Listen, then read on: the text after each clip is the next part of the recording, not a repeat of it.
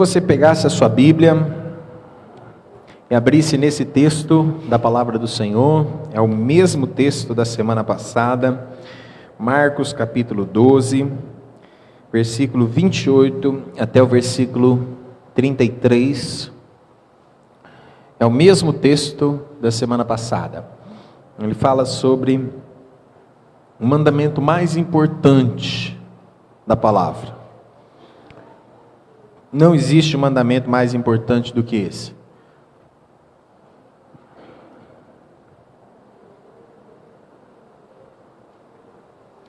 Amém? Um dos líderes religiosos, depois de acompanhar os debates e perceber como Jesus era incisivo em suas respostas, fez uma pergunta: qual é o mais importante de todos os mandamentos? Jesus respondeu: o primeiro em importância é o seguinte: ouça, Israel, o Senhor seu Deus é único. Ame o Senhor seu Deus com toda a paixão, toda a fé, toda a inteligência e todas as forças. E o segundo é: ame o próximo como a você mesmo. Não há nenhum outro mandamento que se compare a esses dois. O líder religioso disse: que resposta maravilhosa, mestre, tão lúcida e precisa. Deus é único e não há outro. Devemos amá-lo com toda paixão, inteligência e forças, e amar o próximo como nós mesmos. Isso é melhor que qualquer oferta ou sacrifício. Quando Jesus percebeu como aquele homem era sábio, comentou: você está quase lá no reino de Deus. A partir daquele momento, ninguém mais ousou fazer perguntas para Jesus. Amém? Vamos orar? Pai, é a Tua palavra, nós queremos nos submeter a ela agora, ao ensinamento que vem do Senhor para nós.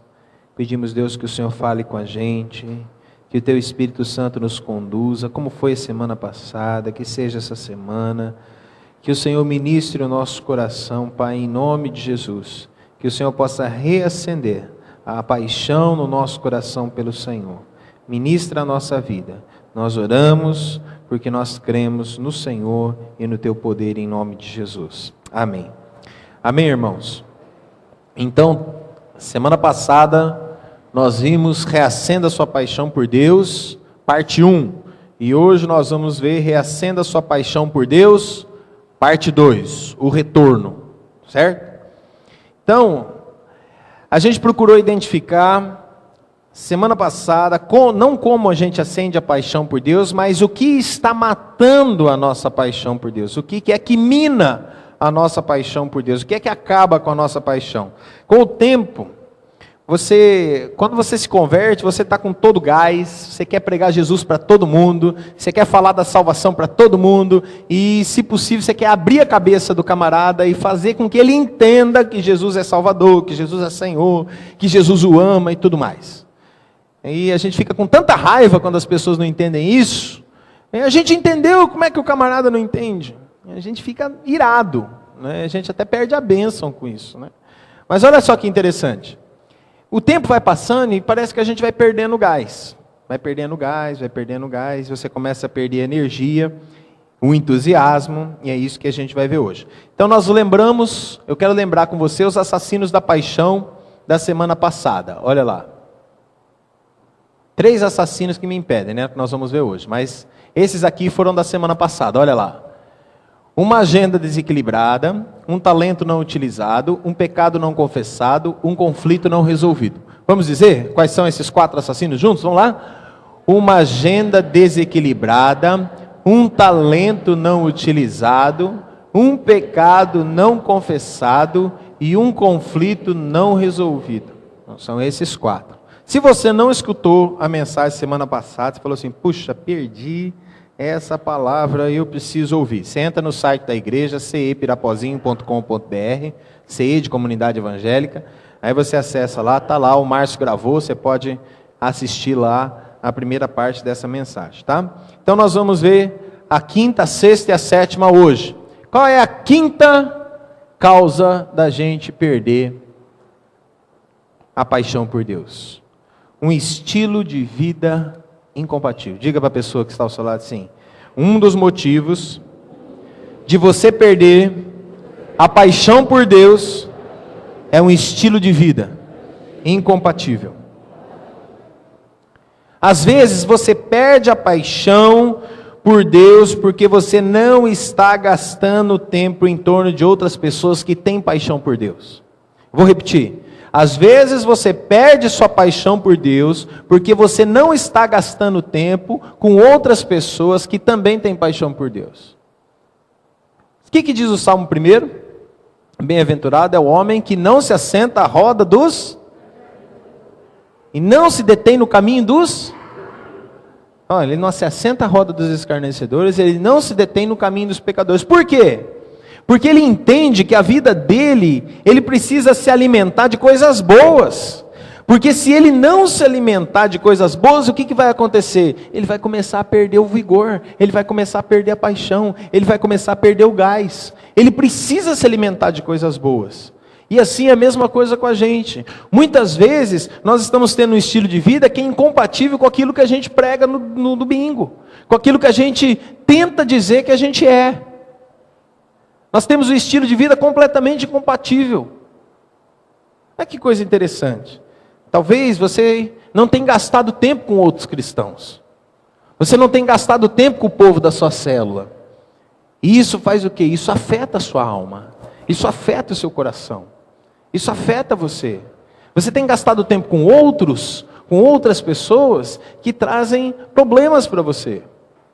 Que trazem dificuldades para você, que confrontam a sua fé. Pastor, quer dizer que agora eu vou me isolar do mundo e a gente vai viver assim isolado numa ilha? Estou dizendo isso. Eu estou dizendo que você tem que gastar tempo com as pessoas que têm a mesma fé que você tem, que está na mesma visão que você está. Por quê? Porque essas pessoas vão alimentar o seu coração. O que acontece muitas vezes é que a nossa vida, a gente encontra pessoas diariamente, e a gente luta muitas vezes com problemas que essas pessoas apresentam para a gente. E se a gente não estiver se alimentando com outros cristãos, o que vai acontecer? Nós vamos definhar, nós vamos cair. Nós precisamos nos alimentar com outros irmãos. Nós precisamos. Então, todos nós caímos. Todos nós tropeçamos. Todos nós, sem exceção, a gente cai, a gente tropeça. E sabe o que é interessante? É por isso que você tem que estar numa célula. Porque quando você está numa célula, mesmo que você tropece, você tem pessoas que estão ali com você. Olha só. Abra nesse texto comigo, Eclesiastes capítulo 4. É um verso lindo, incrível da palavra do Senhor. Eclesiastes capítulo 4.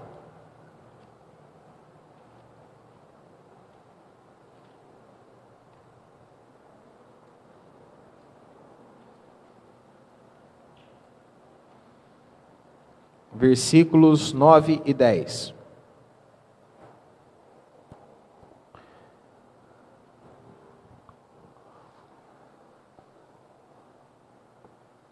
A minha tradução diz assim: é melhor ter uma companhia do que caminhar sozinho, para compartilhar o trabalho e dividir a riqueza. E se um dos dois cair, o outro levantará, mas sem ninguém para ajudar, fica complicado. É melhor serem dois do que um, porque se um cair, o outro vai ajudá-lo a levantar. Está vendo a função do discipulador? Está vendo a função de você ser discípulo? Quando a gente é discípulo, o que acontece? Se eu caio, eu chego para o meu discipulador e falo assim: cara, tropecei, caí, me ajuda. Eu chego para o pastor Gustavo, que é meu discipulador, e falo: Gustavo, me ajuda. Eu caí, eu estou caindo. Aliás, a gente tem feito o inverso. Ao invés da gente confessar o pecado, a gente confessa a tentação, para não ter que confessar o pecado. Isso que é importante, a gente se prevenir. A tentação não é pecado. Tentação é tentação. Pecado é quando a gente consuma a tentação. Mas, se a gente é tentado, e a gente já imediatamente bate um fio para o nosso discipulador, o que a gente faz? Ora aí por mim que eu estou sendo tentado nessa área. Estou sendo tentado na área emocional, estou sendo tentado na área sexual, estou sendo tentado na área financeira, estou sendo tentado no meu trabalho. Me ajuda, ora por mim. e Ele ora por você. Ele impõe as mãos sobre você e te abençoa, e você consegue vencer. Por quê? Porque você está cumprindo uma palavra bíblica na sua vida.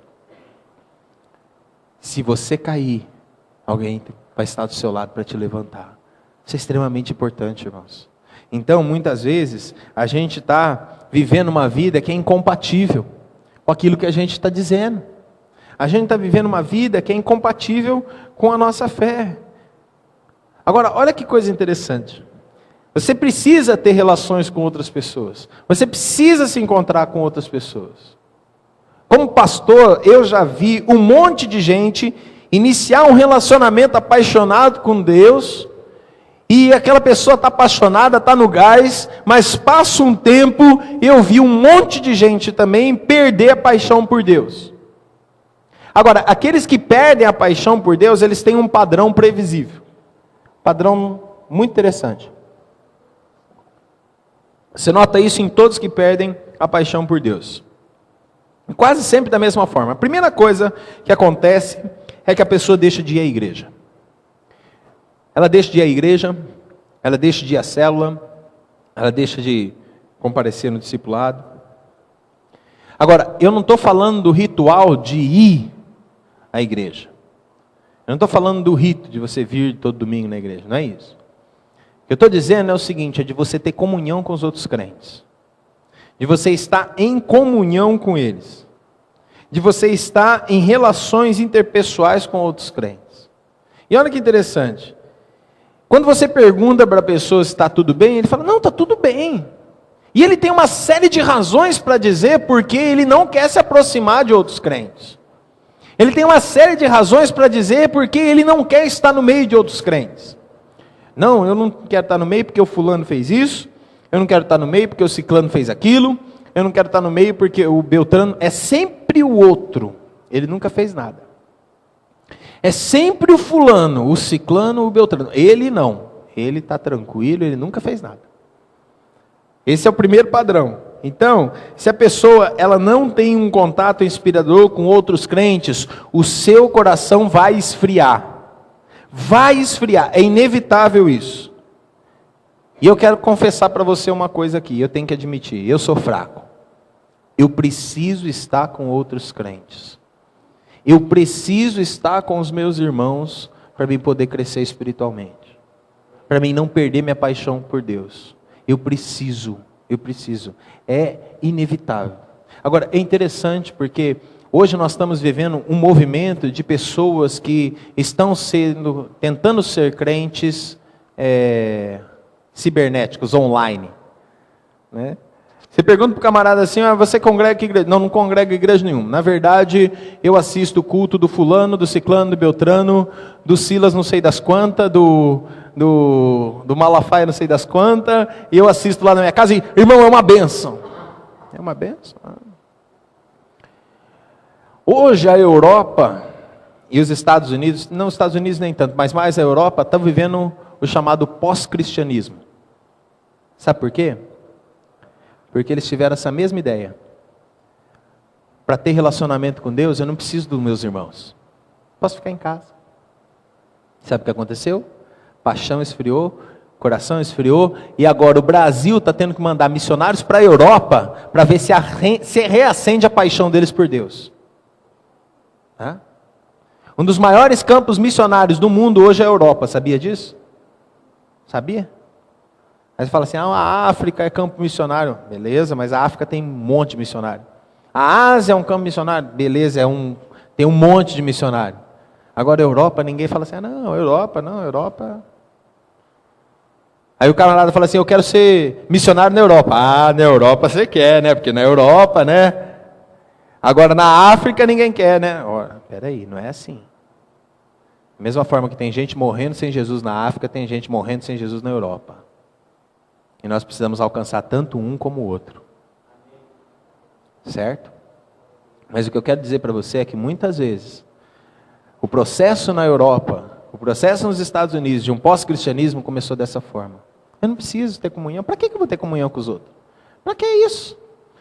Eu vou lá, assisto meu cultinho, na boa, não tem problema, não tem relacionamento com ninguém, eu vou ficar aqui, ninguém me faz mal, eu não machuco ninguém, ninguém me machuca. Isso já é uma autodefesa. Esse é o primeiro padrão, não querer ter contato. O segundo padrão, deixa eu achar aqui. Primeiro é que a pessoa deixa de ir à igreja. E o segundo é que, cadê? Sumiu. Peraí.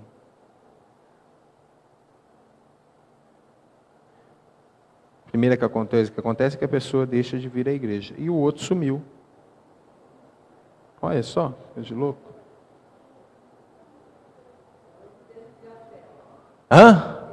Deixa de ir à cela. Sim, mas aí já é a mesma coisa, está no mesmo processo. Aí o segundo é que o coração esfria aqui, ó. Você começa a se sentir longe de Deus. Você começa a sentir que Deus está longe de você.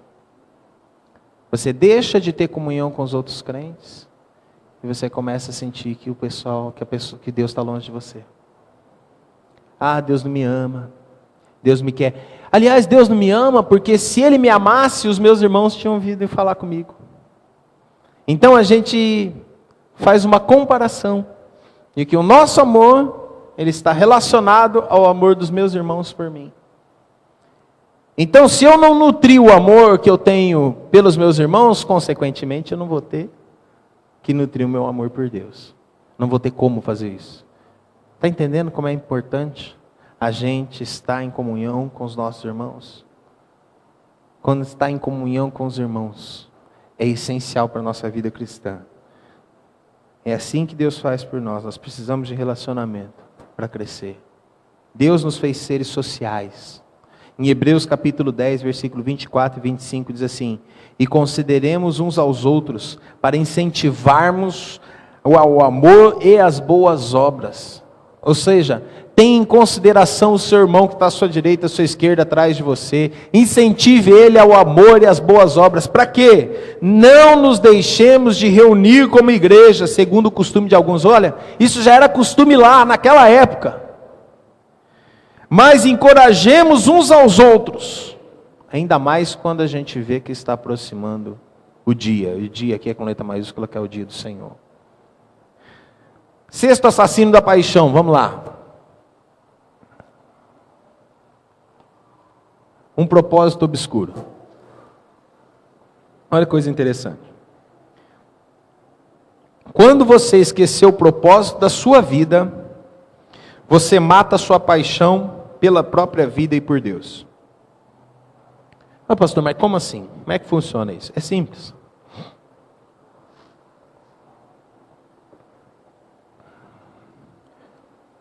Para que serve isso? Para falar. Tem um propósito isso, não tem? Ele não é para mim pegar e bater um martelo, um prego na parede, não é. Ele não serve para isso. Aliás, se o Márcio me ver batendo um prego na parede com isso aqui, ele vai pegar e vai me dar uma martelada na cabeça. Porque para bater um prego na parede, eu preciso de um martelo. Isso aqui tem um propósito, não tem? Você sabe para que serve. Agora, vamos supor que você chegue no meio de uma tribo indígena, lá na Amazônia, que nunca viu um branco. E você chega lá e apresenta para ele esse instrumento aqui. O que ele vai fazer com isso? Ele não sabe para que funciona. Ele não sabe para que serve. Ele pode se assustar. Ele pode até adorar esse objeto. Porque ele não sabe para que serve. Ele não tem noção qual é o propósito disso aqui. A mesma coisa acontece com a gente. Você sabe para que você está aqui? Por que você nasceu? Por que Deus, na sua infinita sabedoria, colocou você nesse mundo? Já parou para pensar nisso? Por que será que Deus me colocou nessa terra aqui? Qual é o objetivo de eu ter nascido? E ter nascido aonde eu nasci? E ter crescido aonde eu cresci? Tem que ter uma resposta. Quando você não sabe o propósito para que serve alguma coisa, inclusive você mesmo, não tem razão de viver. Tem gente que perde, ou que se mata, que se suicida, que suicida. Por quê? Porque ele perde o propósito, ele perde a razão, ele perde a direção, ele perde o foco, ele perde o propósito. Se você não sabe por que você vive, não tem razão de viver. Você tem que saber por que você está aqui nessa terra. Pergunta para o seu irmão assim: você sabe por que você está aqui? E aí? A vida sem propósito é uma atividade sem direção. É um movimento sem significado. A vida sem propósito, ela é trivial, ela é fútil. A vida sem propósito, ela é mesquinha. Agora deixa eu dizer algo para você: é fácil a gente esquecer o propósito pelo qual nós estamos nessa terra aqui. Satanás, ele vive trabalhando para tentar fazer você esquecer por que você está aqui. Ele vive trabalhando para fazer você esquecer qual é o seu propósito nessa terra. Ele vive trabalhando para fazer com que você perca o propósito da sua vida. A gente esquece dos 5 motivos pelos quais Deus o colocou aqui na terra. Sempre que você esquecer por que Deus colocou você aqui na terra, você fica indo à deriva. Você vai à deriva em direção à letargia e à apatia. Não tem motivo de levantar da cama. Não tem motivo da gente levantar. Por que sair da cama se não há nenhum significado, não há nenhum propósito na minha vida? Talvez você esteja como Isaías, lá no capítulo 41, versículo 4, ele diz assim: tenho me afadigado sem qualquer propósito, tenho gasto minha força em vão e para nada. Paixão e propósito, irmãos, andam juntos. Se você não tiver propósito, você perde a paixão. E você perdendo a paixão, você perde o gosto por viver. Quando você tem um propósito claro, isso lhe dá paixão. Isso lhe dá força para viver. Agora, tem que ser os propósitos de Deus. Não pode ser qualquer propósito. Porque você encontra pessoas hoje vivendo com um monte de propósitos aí. Esses dias atrás, um homem chamado Eike Batista, ele foi entrevistado quando ele ainda estava com grana, certo? Apesar que ele tem muita ainda, mas quando ele estava, era o 8º homem mais rico do mundo. Foi entrevistado por uma... Deixa eu lembrar se era a Record, acho que era a Record. E perguntaram para ele: qual é o seu propósito? Sabe o que ele respondeu? O meu propósito, o meu alvo é ser o homem mais rico desse mundo. Aí eu pergunto para você: para quê? Para dizer para os outros que tem dinheiro? Para ficar fugindo de bandido? Para quê? Quando morrer vai ser enterrado com o dinheiro? Olha que coisa mais idiota. A gente gasta a nossa saúde para ter dinheiro. Você trabalha, se descabela, trabalha até 10 horas da noite, leva serviço para casa, volta no outro dia lá 7 horas da manhã e trabalha de novo, para ver se você consegue. Você vai ganhando dinheiro. Bom isso, muito bom. Você gasta a sua saúde para ganhar dinheiro, depois você gasta dinheiro para ter saúde. Porque está doendo aqui, está doendo a cabeça, está doendo as costas, está doendo não sei o que, está doendo não sei o que. Está acima do peso, tem que emagrecer, vai gastar dinheiro. Estou falando sério. E aí? Como é que a gente faz? Que coisa interessante, né? Então, você precisa entender que os propósitos de Deus para a sua vida, eles são as coisas mais essenciais pelas quais você tem que viver. Quanto mais você entender os propósitos dele para você, quanto mais você viver por esses propósitos, mais apaixonado você vai ser. Tem gente que tem propósitos patéticos. Eu estou vivendo para mim, estou vivendo para minha família. Mas deixa eu dizer algo para você. Você precisa de uma causa que seja maior do que você mesmo. Você precisa de uma causa que seja maior do que o mundinho que você vive, que dá significado à vida e dá sentido à vida. Você precisa de um propósito que dê direção à sua vida. Nada é mais importante do que você conhecer e viver os 5 propósitos de Deus para que Ele te colocou aqui. Nada pode mais compensar a nossa vida, nem a fama, nem a riqueza, nem o sucesso, nem o prazer. Nada pode compensar uma vida sem sentido. Então, sempre que o seu propósito fica obscuro, você tende a esquecer porque que você está aqui. Você tende a esquecer qual é a sua paixão e aquilo vai morrendo, até que você, por fim, se definha completamente. Agora, quais são os 5 propósitos? Por que a gente está aqui?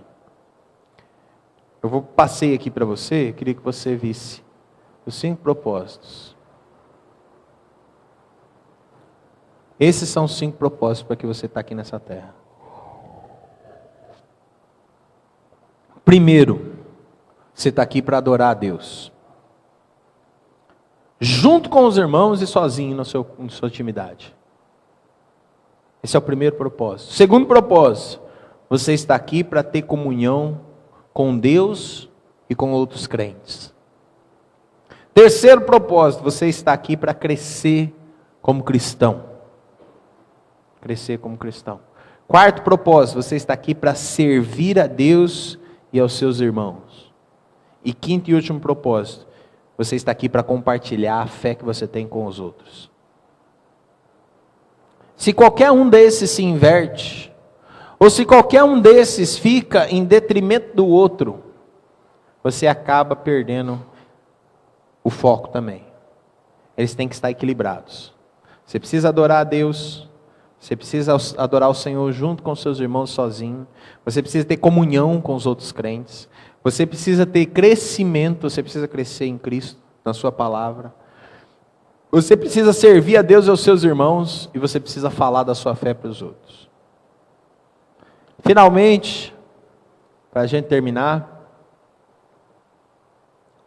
o 7º e último assassino da nossa vida, da nossa paixão por Deus, é um espírito subnutrido. Todos os dias, você enfrenta todos os tipos de circunstâncias que conspiram para diminuir o seu espírito e o seu coração começa a murchar. Você vai se levantar amanhã de manhã. Você vai ter problemas, você vai enfrentar pressões, você vai enfrentar dificuldades, você vai ter frustrações, medos, você vai enfrentar fracassos, você vai enfrentar fadiga, você vai enfrentar pessoas, você vai enfrentar gerente de banco, você vai enfrentar aquele que está te devendo e aquele para quem você deve também. E tudo isso vai cair em você e vai murchar o seu coração e vai deixar o seu espírito abatido. Agora, por isso, exatamente por isso, por enfrentar todas essas coisas que eu falei, pressões, fadigas, medos e tudo mais, é que você precisa intencionalmente nutrir o seu espírito.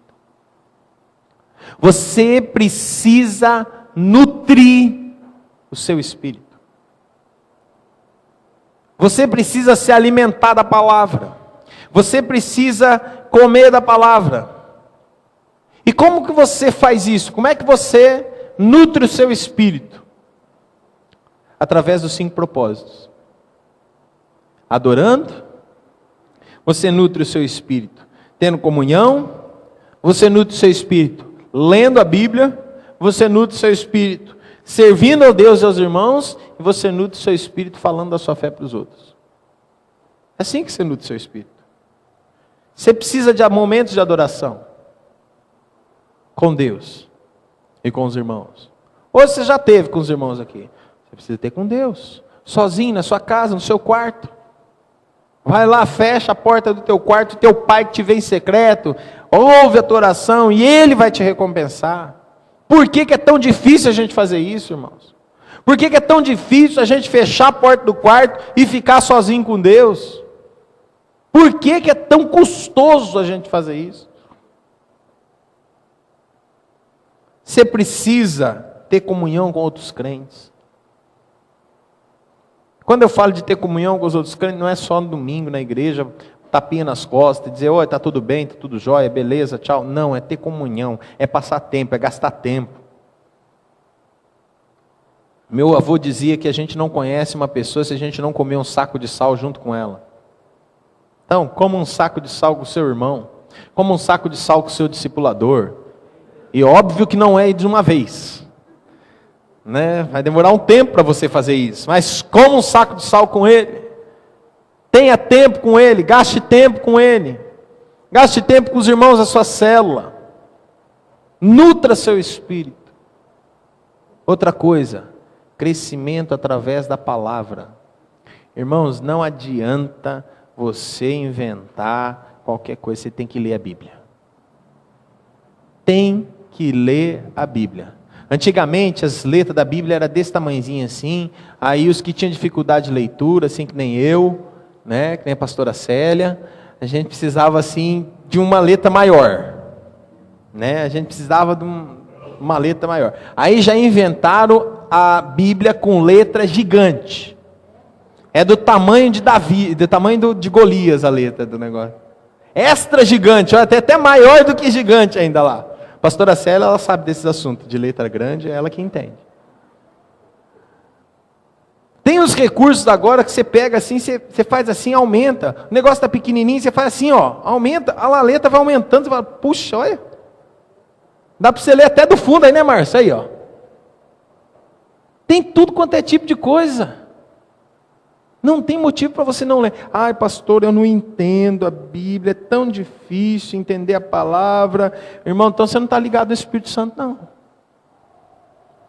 Porque se você estiver ligado no Espírito Santo, ele te dá entendimento da palavra. Pode ser a mais difícil tradução que tiver. Porque hoje a gente tem uma tradução que é mais fácil da gente entender. Tem uma tradução que é daquela da época do Onça, né? que era escrito com PH. Não tem problema, mesmo assim o Espírito Santo vai te dar entendimento. Não tem problema. O problema é que a gente não lê. A gente quer crescer, mas a gente não quer gastar tempo lendo a Bíblia. A gente não quer gastar tempo orando. Outra coisa é você servir a Deus e aos irmãos. Eu falei sobre isso na semana passada. Os talentos que Deus te deu, os dons que Deus te deu não são para você. Eles são para me servir. E os dons e talentos que Deus me deu são para te servir. Os nossos dons e talentos são para servir uns aos outros. Se você tem um dom e talento e você guarda para você mesmo, perdeu o propósito, não serve para nada. É como o sal que perde o sabor, só serve para ser jogado fora. O seu dom só tem utilidade à medida que você põe ele para ajudar outro. Se não tem utilidade, então é melhor jogar fora, parar com isso, vamos parar por aqui, vamos procurar outra coisa para fazer. Porque os seus dons e talentos servem para mim e os meus dons e talentos servem para você. É assim que o corpo funciona. Por último, a missão. Gente, você precisa compartilhar a sua fé. Se você não compartilhar a sua fé, você vai murchar. Se você não falar de Jesus para os outros, você vai murchar. Se você não abrir a sua boca e compartilhar que Jesus morreu pela pessoa que Deus colocou no seu lado no ônibus, você vai murchar. Você vai murchar. Pastor, como é que eu faço para me ligar a Deus? Como é que eu faço isso? Como é que eu mantenho meu espírito nutrido? Sabe qual é o ponto de partida para a gente manter o nosso espírito nutrido? É saber o que Deus sente por você. Você sabe disso, mas você esquece. A gente esquece porque os afazeres da vida fazem com que a gente esqueça mesmo. Bom, deixa eu dizer algo para você. Você sabia que Deus é perdidamente apaixonado por você? Perdidamente apaixonado. A razão pela qual você não está apaixonado por Deus é porque você não sabe o quanto Ele está apaixonado por você. Você desconhece. Você sabia que Deus é completamente louco por você? Ele não recebe você assim.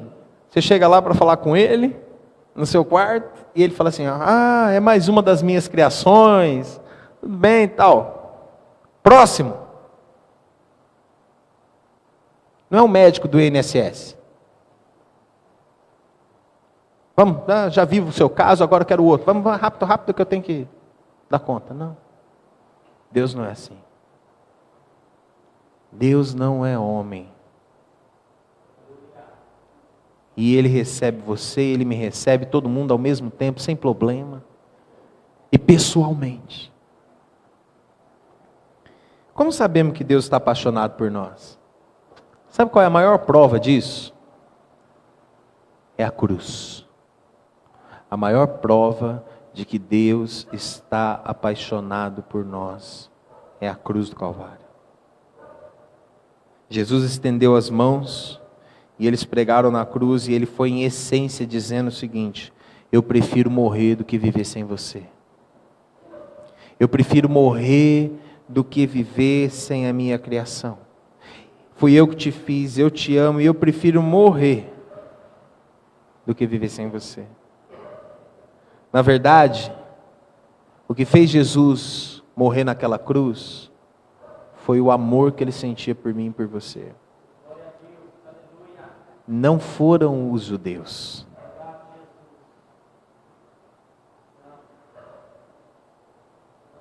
Foi porque Ele amava você e Ele me ama.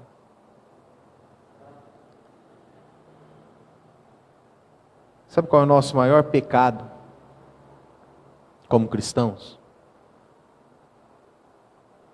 Não é adultério, não é roubo, não é assassinato, não é nenhum tipo de perversão sexual. O maior pecado que a gente tem como cristãos está lá em Apocalipse capítulo 3. Chama-se mornidão. E Jesus diz o quê? Porque você não é frio nem quente, mas porque você é morno, eu vou vomitar você da minha boca. E quando a gente fala morno,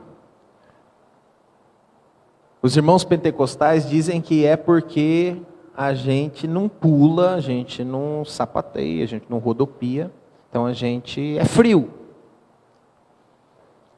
E aqueles que estão assim, que na hora do louvor só mexe o pé ou só levanta metade da mão, aí esse aí está morno. Agora, se você pula e levanta a mão até em cima, então você está quente. Não é isso que Jesus está falando.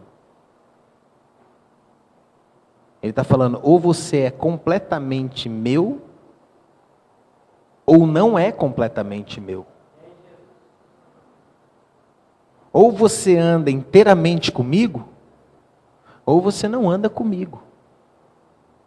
Ou você é 100% meu, ou eu vou vomitar você da minha boca. Ou você está 100% comigo, ou então não tem negócio. Não tem esse negócio de eu só querer as bênçãos de Deus para mim. E as responsabilidades, então? Não, eu não quero responsabilidade, não. Junto com as bênçãos vem a responsabilidade. E sabe qual é a maior responsabilidade que Deus te dá nas mãos? De amá-lo. Essa é a maior responsabilidade. Aliás, isso não é responsabilidade, isso é privilégio. O Espírito Santo precisa começar a encaixar na sua mente que Deus é apaixonado por você. C.S. Lewis, autor das Crônicas de Nárnia, ele diz o seguinte: a única coisa que o cristianismo não pode ser é meio importante, moderadamente importante. Se Jesus é Deus e Ele morreu e te ama tanto, você deve a Ele o resto da sua vida, cada minuto dela. Ou você está 100% com Ele, ou não tem negócio. Então como é que está a sua paixão por Deus? Você está morno? O pecado tem te afastado? Você está apenas deixando como é que está para ver como é que fica? A verdade, irmãos, é que nós estamos tão perto de Deus quanto escolhemos estar. Você está tão perto de Deus hoje, agora, nesse exato momento, o quanto você escolhe estar. Isso não é responsabilidade minha, isso é responsabilidade sua, como cristão. Eu estou falando para cristãos aqui. Como cristão, você escolhe estar tão perto de Deus quanto você quiser. É você que escolhe. Deus, eu queria ter a unção que aquele camarada tem. Eu queria falar como aquela pessoa fala. Eu queria ministrar o louvor como fulano ministra. Eu queria ter aquela unção. Deus, por que eu não tenho? Não tem porque não busca. Busca. Começa a buscar. Começa a botar o joelho no chão. Falar assim: Deus, eu quero que a minha célula cresça, eu quero que a minha célula multiplique, eu quero que a minha célula seja abençoada. Senhor, eu quero ganhar mais vidas para Jesus, eu quero ganhar fulano para Jesus, ciclano, beltrano. Bota o joelhinho no chão. Tenha momento de comunhão com o Senhor, porque se você tiver isso, meu irmão, eu te garanto que nada vai parar você. Você é responsável pelo seu crescimento espiritual. Eu como pastor, sou responsável por te dar as ferramentas. Essa é minha responsabilidade. E eu assumo a responsabilidade de te dar as ferramentas. Agora é você que escolhe estar na presença de Deus. É você que escolhe buscar o Senhor. Eu não posso buscar por você. Posso orar por você? Posso. Oro por você? Oro. Constantemente estou orando. O Senhor está me trazendo à memória o outro. Quando eu estou no momento com Deus, o Senhor me lembra, eu trago, eu oro, eu busco por você. Só que, meu querido, crescimento espiritual é algo pessoal. Você só pode dar aquilo que você tem. Você só dá para as pessoas aquilo que você tem. Pedro e João, eles estavam subindo ao templo para orar, e o que aconteceu? Aquele paralítico estava lá na porta que era formosa, naquela bela porta, uma das mais bonitas portas do templo, estava o paralítico. Uma desgraça do lado de uma beleza. Uma situação deplorável do lado de uma magnitude. Pedro e João vão subindo, vão entrar por aquele templo, e quando eles olham para o lado, aquele homem está ali, esperando receber alguma coisa, e ele diz o quê? Olha para nós. E aquele homem ficou: agora eu vou ganhar alguma coisa. E Pedro e João diz o que para ele? Não tenho ouro, eu não tenho prata, mas o que eu tenho, isso eu te dou. Em nome de Jesus Cristo Nazareno, levanta e anda. E aquele homem entrou pulando no templo, saltando e glorificando a Deus. O que você tem para dar? O que você tem para dar? Reacenda a sua paixão por Deus. Nós vimos 7 assassinos, em 2 momentos, nessas 2 últimas semanas. O que é que tem afastado você de Deus? Hoje a gente viu que o que pode afastar a gente do Senhor é um espírito subnutrido, é um propósito obscuro e é um estilo de vida incompatível. Na semana passada a gente viu um conflito não resolvido, um pecado não confessado, um talento não utilizado e uma agenda desequilibrada. São 7 coisas que deixam a gente, que mata o nosso espírito, que mata a nossa vida, que mata a nossa paixão por Deus, que nos definha, que nos põe para baixo. Eu queria orar nesse momento. Queria ter um momento de oração, de intercessão. E eu sei que Deus ele vai fazer coisas lindas aqui nessa noite. Ele já fez.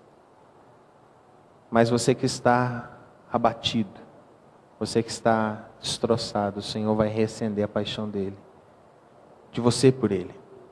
Amém? Queria que você fechasse seus olhos. Vamos falar com o Pai.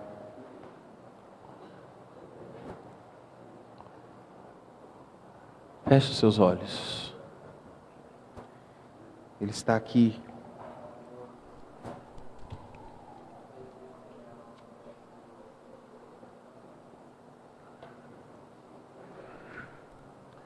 Tu estás aqui, Senhor. Tu estás aqui, Senhor. Tu estás nesse lugar, Senhor. Senhor, Tu estás aqui, meu Deus. Ori cantere malamachore manamanasa. Eri cantere malamanamachore manamasore manamachore. Sopra Espírito de Deus. Sopra Espírito de Deus.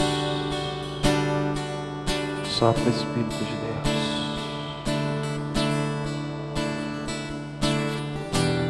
Quero fazer 2 desafios aqui nessa noite. O primeiro é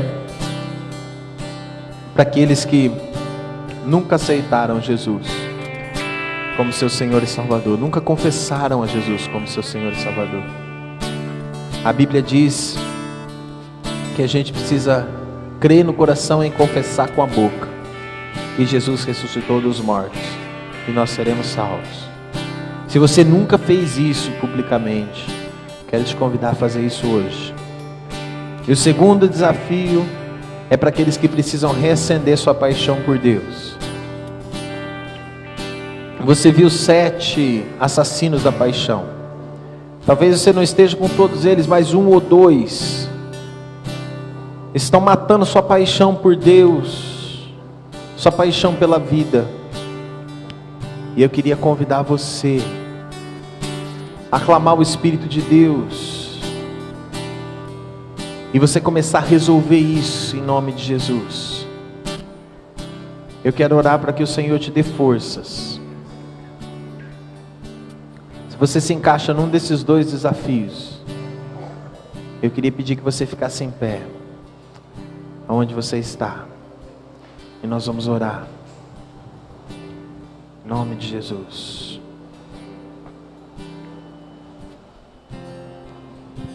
Em nome de Jesus.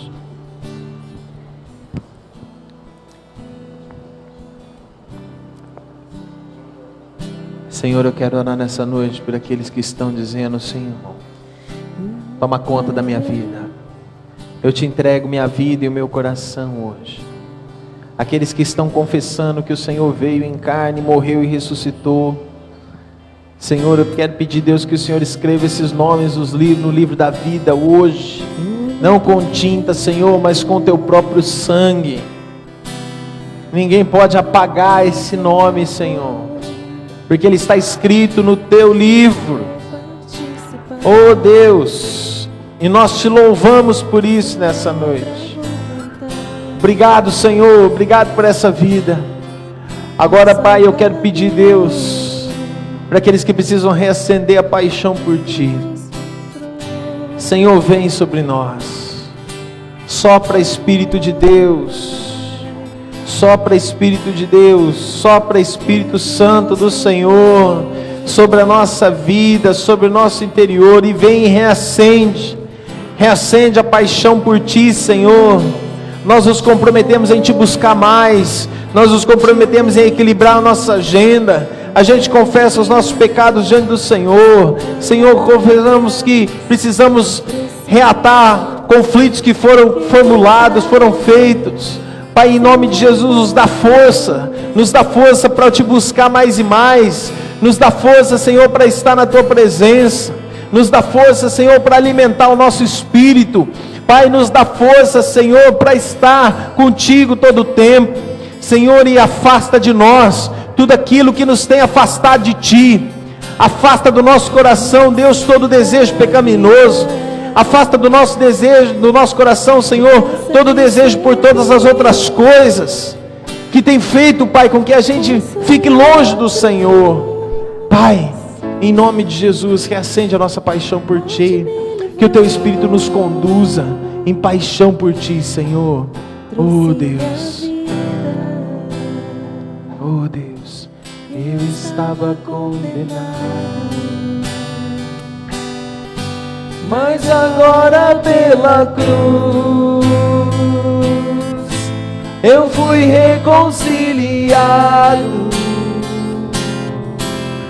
Oh, pela cruz me chamou gentilmente, me atraiu e eu, sem palavras, me aproximo, quebrantado por teu amor. Impressionante é o teu amor.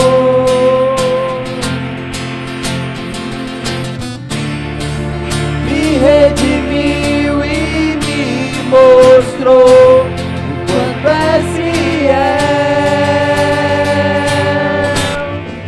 Impressionante é o teu amor.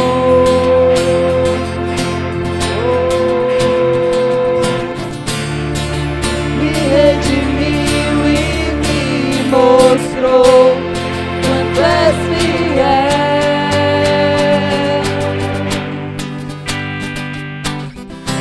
Pela cruz me chamou gentilmente, me atraiu e eu, sem palavras, me aproximo, quebrantado por seu amor.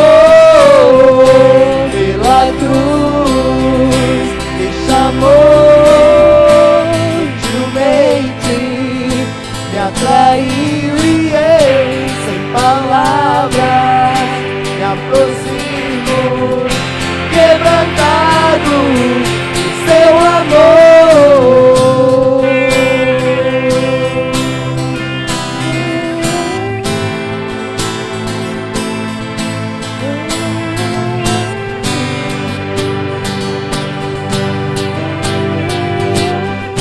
Quebrantado por seu amor. Obrigado, Senhor. Obrigado porque o Senhor nos chama à tua presença. Obrigado porque o Senhor nos ama acima de todas as coisas, Pai. Começa, Deus, esse processo no nosso coração hoje. Que o teu Espírito Santo, Deus, nos ajude a te buscar mais e mais. Que nós tenhamos uma fome e sede por ti, que seja mais forte do que o nosso sono, do que a vontade de ver televisão, que seja mais forte, Deus, do que a vontade de navegar na internet. Senhor, que a nossa fome e sede pelo Senhor seja mais forte do que todas as coisas da nossa vida. Nos dá fome e sede por ti, Deus. Nós queremos, Senhor. Oh Deus, oh Deus. Que o Senhor te abençoe, que o Senhor te guarde, que o Senhor faça resplandecer o seu rosto sobre ti e tenha misericórdia de ti. E que a graça de nosso Senhor e Salvador Jesus Cristo, o amor de Deus, o nosso Pai, a comunhão, a consolação, a unção do Espírito de Deus esteja com você, com a sua casa e com todos os nossos irmãos, hoje e para sempre. Amém. Amém.